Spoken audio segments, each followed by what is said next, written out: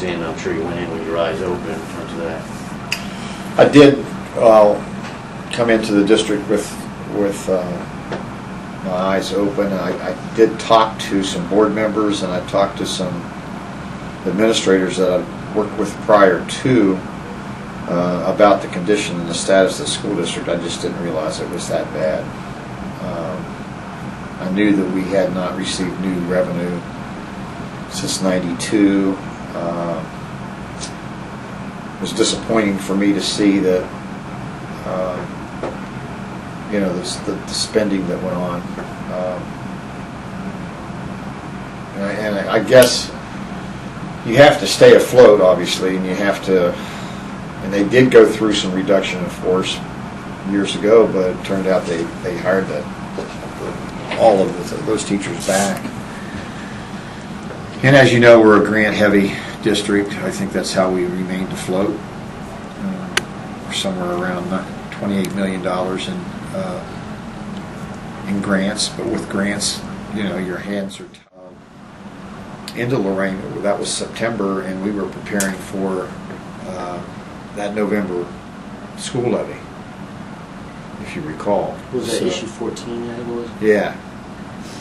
And that was November 2nd, so, we really put a lot of our efforts into trying to pass that school levy. It's a lot of groundwork and doing fundraisers, and we came pretty close, quite frankly. That was a big election, and there was a big turnout because of Senate Bill 5, if you recall. And but then when that went down, when that levy went down, then I knew, and the board knew, that we had no alternative but to cut program and cut staff, administrators, teachers, cleaners, custodians, paraprofessionals, secretaries. And you were there through that recovery plan, and I still have that recovery plan here. I wondered, did you, you mentioned that the levy came within 3 percentage points of passing, and despite it was like a $450 annual payment, an additional payment for workers earning $30,000 a year. Was there anything you felt like could have been done differently that might have gotten that levy passed? I think the focus of unfortunately, I think the focus of that election was Senate Bill 5. And I think the Ohio Education Association went on a statewide campaign to defeat that. And if they could have done a joint effort with school districts in passing levies,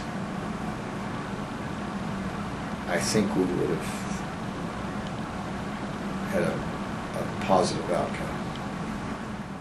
A lot of the teachers when I was HR that are still here doing a fine job, and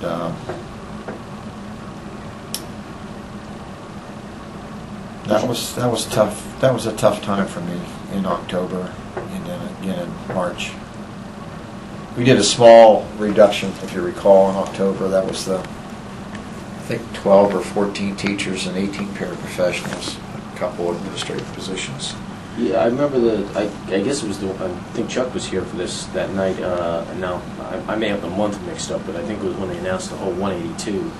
That was March. March, okay, yeah. I think it was March, the second, like March 27th, yeah. March 28th. Right, and that was pretty emotional for you, wasn't it? Yes, it was. Yeah, it was. I knew it was coming, but when you think about what number did you give me? 186 or? I thought it was 182 in total. Yeah. Total positions, right? 182 total positions, and then I think it was like 98 teachers, and then I think they've since recalled some, like 17. Yeah, I think the other retirements board and meeting, stuff. the last board meeting, Yeah. we had 17 come back. Which means there's still, 80-some people out there without jobs, and we're talking teachers. Right, and you said you had hired some of these folks when you were in Human Resources, so you kind of knew them intimately, huh? Absolutely, absolutely.